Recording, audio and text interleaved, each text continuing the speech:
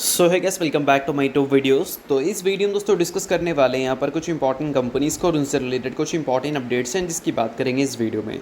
तो चलिए दोस्तों वीडियो की शुरुआत करते हैं। सबसे पहली कंपनी को डिस्कस करते हैं। पहली कंपनी का नाम है पीजी इलेक्ट्रोप्लास्ट लिमिटेड। बट इसको डिस्कस करने से पहले दोस्तों, अगर आपने अभी तक चैनल को सब्सक्राइब नहीं किया है तो चैनल को सब्सक्राइब करके बेल आइकन को प्रेस कर लो और सभी रजिस्टर्ड टेलीग्राम चैनल को भी ज्वाइन कर लो, जिसका लिंक आपको डिस्क्रिप्शन में और पिन कमेंट में दिख जाएगा। और दोस्तों एक डिस्क्लेमर भी है, जो भी कंपनी से रिलेटेड न्यूज़ एंड अपडेट्स हम लोग कवर करेंगे वो सारी न्यूज़ एंड अपडेट्स सिर्फ और सिर्फ एजुकेशन पर्पज़ के लिए, सीखने के लिए, तो इसको किसी भी तरह का इन्वेस्टमेंट एडवाइस मत समझना। आप खुद से रिसर्च और एनालिसिस भी कर सकते हैं। तो चलिए दोस्तों वीडियो की शुरुआत करते हैं। सबसे पहले बात करते हैं पीजी इलेक्ट्रोप्लास्ट से रिलेटेड कुछ इंपॉर्टेंट न्यूज़ एंड अपडेट्स के बारे में। सो दोस्तों अगर हम बात करें इस कंपनी के बारे में तो सबसे पहले पीजी इलेक्ट्रोप्लास्ट के बिज़नेस की बात करते हैं। तो देखो, जब इस कंपनी के बिजनेस सेगमेंट को देखोगे तो यहाँ पर आपको पहला सेगमेंट देखने को मिलता है प्रोडक्ट्स का। 2024 के फाइनेंशियल ईयर में टोटल रेवेन्यू का 61% कंपनी को इसी सेगमेंट ने दिया था। अब इसमें कंपनी के कौन कौन से प्रोडक्ट्स आते हैं भाई, तो RAC यानी कि रूम एयर कंडीशनर, उसके अलावा वॉशिंग मशीन्स आपको देखने को मिलता है, उसके अलावा एयर कूलर देखने को मिलता है। ये कंपनी के मेन प्रोडक्ट्स हैं इस पर्टिकुलर सेगमेंट्स के।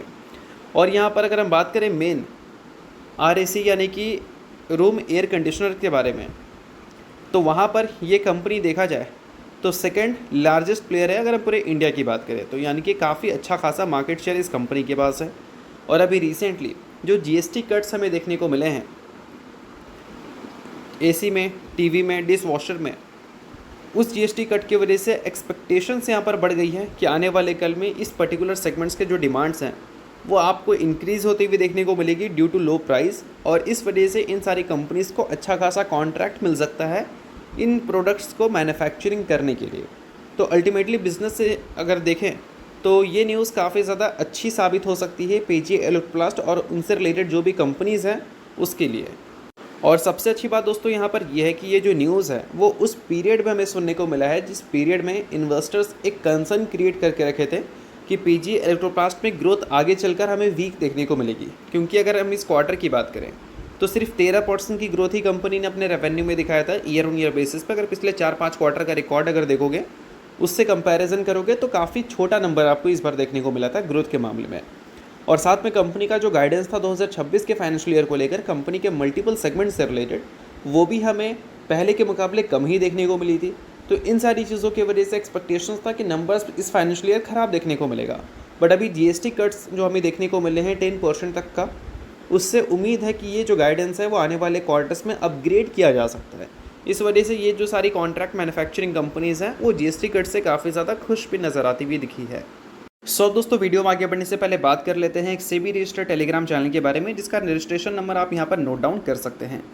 पिछले कुछ टाइम में मार्केट में काफ़ी ज़्यादा आपको वॉलेटिलिटी देखने को मिली है और ऐसे टाइम पे अगर आप इस टेलीग्राम चैनल को ज्वाइन करते हैं तो ये आपके लिए काफ़ी ज़्यादा यूज़फुल होगा।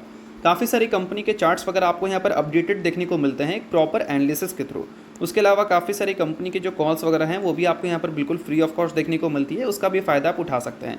तो लिंक डिस्क्रिप्शन में है, लिंक के थ्रू जाकर इस टेलीग्राम चैनल को आप ज्वाइन कर लो। तो चलिए दोस्तों बात करते हैं अब अगली कंपनी के बारे में। सो अगली कंपनी का नाम है VBL यानी कि वरुण बेवरेजेस लिमिटेड। सो दोस्तों अगर हम VBL की बात करें तो आज के दिन ये कंपनी आपको फोकस में देखने को मिल रही थी, क्योंकि कंपनी से रिलेटेड एक इंपॉर्टेंट हमें न्यूज़ सुनने को मिल रहा था। अब वो न्यूज़ एग्जैक्ट है क्या, तो चलिए उसकी बात करते हैं। तो देखो, देखा जाए तो इस न्यूज़ के बाद आर्टिकल आपको पब्लिश होते हुए देखने को मिले। After this business update company में आपको वीक परफॉर्मेंस देखने को मिला था, बट ऐसा नहीं है। वो क्यों, मैं आपको समझाऊंगा। सबसे पहले एक कंपनी का नाम नोट कर लो आप, जिसका नाम है white peak refrigeration private limited. अब यहाँ पर मेंशन है कि कंपनी बता रही है कि उन्होंने एक जॉइंट वेंचर कंपनी का फॉर्मेशन किया है, जो कि बोल सकते हैं कंपनी के बिज़नेस को कैरी करेगी। कौन से बिज़नेस को, मैन्युफैक्चरिंग ऑफ VC कूलर और अदर रेफ्रिजरेशन इक्विपमेंट्स।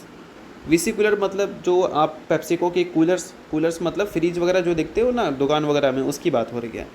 तो उसको मैन्युफैक्चरिंग करेगी और जो रेफ्रिजरेशन सेगमेंट्स हैं उससे रिलेटेड जो इक्विपमेंट्स हैं उसको भी ये कंपनी बनाएगी। मतलब अब देखा जाए तो डायरेक्टली VBL इसमें काम नहीं करेगी, इसकी जॉइंट वेंचर अब इसको बोल सकते हैं कैरी करने वाली है। तो इस न्यूज़ को अगर हम देखें तो इससे हमें ये तो नहीं लगता भाई कि ये VBL के लिए नेगेटिव न्यूज़ है। ये तो बिज़नेस से रिलेटेड न्यूज़ नॉर्मली हमें देखने को मिल रही है। बट फिर भी आज के दिन अगर VBL हमें पिटती हुई दिखी थी तो इसका सबसे बड़ा रीज़न ये बिज़नेस अपडेट नहीं है, सबसे बड़ा रीज़न है GST रिफॉर्म्स। अभी GST रिफॉर्म्स जो हमें देखने को मिला था उसको लेकर वीबीएल के इन्वेस्टर्स क्या उम्मीद लगा कर चल रहे थे कि वीबीएल के जो प्रोडक्ट्स हैं कार्बोनेट ड्रिंक्स, उसमें जीएसटी जो 28% की लगती है और 12% की जो सेस लगती है, उसमें हमें थोड़े चेंजेस देखने को मिलेंगे। टोटल टैक्स जो 40% था वो कम हो सकता है, 30% पे आ सकता है, क्योंकि उम्मीद था, रिपोर्ट आ रहा था कि 28% की जो जीएसटी है उसको गवर्नमेंट 18% पे ला देगी। बट एक गट फीलिंग आ रहा था कि गवर्नमेंट कभी भी उन प्रोडक्ट्स को प्रमोट ही नहीं करती जो हेल्थ के लिए अच्छा नहीं है, ठीक है। और अभी गवर्नमेंट की तरफ से वही चीज़ देखने को मिला कि जो भी कार्बोनेट ड्रिंक्स में शुगर रहते हैं उसमें हम 28% तो छोड़ो, 28 को 18% पे नहीं, 28 को हम 40% पे ले जा रहे हैं। यानी कि पहले के मुकाबले अब हमें जो कार्बोनेट ड्रिंक्स हैं इसमें शुगर हमें एडिड रहते हुए देखने को मिलते हैं, वो और भी ज़्यादा महंगे होते हुए देखने को मिलेंगे। और इसी वजह से बोल सकते हैं वीबीएल आपको थोड़ा पिटती हुई देखने को मिली थी। तो मेन रीज़न बिजनेस अपडेट नहीं है, मेन रीज़न आप बोल सकते हैं जीएसटी रिफॉर्म है, जो कि अकॉर्डिंग टू एक्सपेक्टेशंस हमें देखने को नहीं मिला। और सिर्फ ऐसा नहीं कि वीबीएल को ही से झटका लगा है, कैंपा कोला की बात करें तो उसको भी झटका लगा है, कोको कोला की बात करें तो उसको भी झटका लगा है। इनफैक्ट अगर हम बात करें टोबैको प्रोडक्ट्स बनाने वाली कंपनीज़ के बारे में तो उसको भी झटका लगा है। तो अल्टीमेटली ये किसी एक कंपनीज़ के लिए बैड न्यूज़ नहीं है, पूरे सेक्टर के लिए बैड न्यूज़ थी। बट अगर हम बात करें ये जो सेक्टर है उसके जो प्रोडक्ट्स हैं उसके लोग एडिक्टिव होते हैं, और ये जो प्रोडक्ट्स हैं वो बहुत ज़्यादा महंगे होते नहीं हैं। लाइक अगर हम बात करें कोल्ड ड्रिंक की, तो कोल्ड ड्रिंक का नॉर्मल रेट क्या होता है, 15 से 20 रुपये नॉर्मल रेट होता है, राइट। अब ये 15 से 20 रुपये में अगर 10% का जीएसटी मान लो और ऐड हो जाए, या 15% और ऐड हो जाए मान लो, तो कितना ही रेट इंक्रीज़ हो जाएगा, थोड़ा बहुत। और वो जीएसटी कंपनी को पॉकेट से तो देना नहीं होता है, बट यहाँ पर उम्मीद क्या होती है कि अगर कोई 20 रुपये का प्रोडक्ट अगर 25 रुपये पे मिल रहा है, तो इसका मतलब ये है कि हो सकता है कि कुछ लोग तो उसको परचेस एज इट इज़ करेंगे, बट कुछ लोग हो सकता है जो पहले परचेस 20 रुपये में करते थे वो नहीं करेंगे। तो इसी वजह से क्या है कि प्रॉफिट बुकिंग हमें देखने को मिल जाती है। और पिछले कुछ टाइम में देखा जाए तो वीबीएल ऑलरेडी अपने revenue growth and profit growth में एक स्लो डाउन फेस कर रही है, और उम्मीद तो हम ऐसा नहीं कर सकते, अभी डेटा तो हमें और भी देखने को मिलेंगे ही। बट ये जीएसटी का जो इम्पैक्ट है वो कंपनी के बिज़नेस में अगर देखने को मिलता है तो ये जो नंबर है वो और भी नीचे जा सकता है अगर हम पहले के मुकाबले कंपेयर करें तो। बाकी देखते हैं कि वीबीएल का स्टेटमेंट इन सारी चीज़ों के बाद हमें क्या देखने को मिलते हैं। बट इनके कुछ प्रोडक्ट्स अच्छे परफॉर्म करें, लाइक नींबूज़ की अगर हम बात करें तो, ठीक है। तो चलिए अब बात करते हैं अगली कंपनी के बारे में, जिसका नाम है डिक्सन टेक्नोलॉजीज़ लिमिटेड। बट इसको डिस्कस करने से पहले दोस्तों, अगर आपने अभी तक टेलीग्राम चैनल को ज्वाइन नहीं किया है तो लिंक आपको डिस्क्रिप्शन में दिख जाएगा, लिंक के थ्रू जाकर टेलीग्राम चैनल को ज्वाइन कर सकते हैं। काफ़ी यूज़फुल रहने वाला है, काफ़ी सारे न्यूज़ एंड अपडेट्स और चार्ट्स वगैरह भी आपको देखने को मिलते हैं, जो कि आपके लिए काफ़ी ज़्यादा फ़ायदेमंद रहेगा। तो चलिए टॉपिक पे वापस आते हैं, बात करते हैं डिक्सन टेक्नोलॉजीज़ के बारे में। सो देखो दोस्तों, जीएसटी रिफॉर्म्स के बाद डिक्सन टेक्नोलॉजीज़ के लिए भी काफ़ी अच्छी बात है ये, क्योंकि अगर हम बात करें इस कंपनी के मेन बिजनेस सेगमेंट के बारे में तो वो है मोबाइल एंड ईएमएस डिवीज़न। 2025 का फाइनेंशियल ईयर जो कंपनी का गया काफ़ी अच्छा गया, 84% का कंट्रीब्यूशन कंपनी का इस सेगमेंट से हमें देखने को मिला इनके टोटल रेवेन्यू में। और इसके अलावा जब हम बात करते हैं दूसरे सेगमेंट यानी कि कंज्यूमर इलेक्ट्रॉनिक्स एंड अप्लायंसेस में, तो वो सिर्फ 10% ही कंट्रीब्यूट किया। बट ये जीएसटी रिफॉर्म्स की वजह से आप देखोगे आने वाले कल में ये जो सेगमेंट है वो कंपनी का ज़्यादा कंट्रीब्यूट कर सकता है और कंपनी इस पर ज़्यादा ध्यान भी दे सकती है। क्योंकि अभी के टाइम पे अगर हम देखें, अगर हम बात करें रेफ्रिजरेटर के बारे में, तो टोटल डिमांड का 10% ये सर्व करती है। और अगर हम एलईडी टीवी मैन्युफैक्चरिंग के हिसाब से देखें तो ये सबसे बड़े प्लेयर में से एक है। और एलईडी टीवी में भी 10% जीएसटी कम हुआ है। तो अल्टीमेटली क्या है कि टीवी अगर मान लो 40,000 का था पहले, तो अब सीधा सीधा हमें उस पर 4,000 का डिस्काउंट देखने को मिल जाएगा। और 4,000 का डिस्काउंट अगर देखने को मिलेगा तो हो सकता है कि पहले के मुकाबले हमें टीवी ज़्यादा बिकती हुई दिखे, और इससे जो भी कंपनीज़ हैं वो ज़्यादा कॉन्ट्रैक्ट दे सकती हैं इन कॉन्ट्रैक्ट मैन्युफैक्चरिंग कंपनीज़ को, लाइक ईएमएस कंपनीज़ को।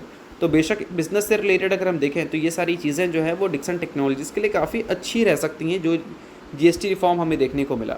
और इसके अलावा दोस्तों अगर हम बात करें पिछले एक साल के अगर ग्रोथ के बारे में, तो ऑलरेडी इस कंपनी का काफ़ी ज़्यादा हमें सही देखने को मिला था। बट एक बड़ा कंसर्न था, और वो बड़ा कंसर्न क्या था भाई, कि ये कंपनी के जो प्रोडक्ट्स होते हैं उसके जो इक्विपमेंट्स होते हैं वो हमें चाइना से आते हुए देखने को मिलते हैं।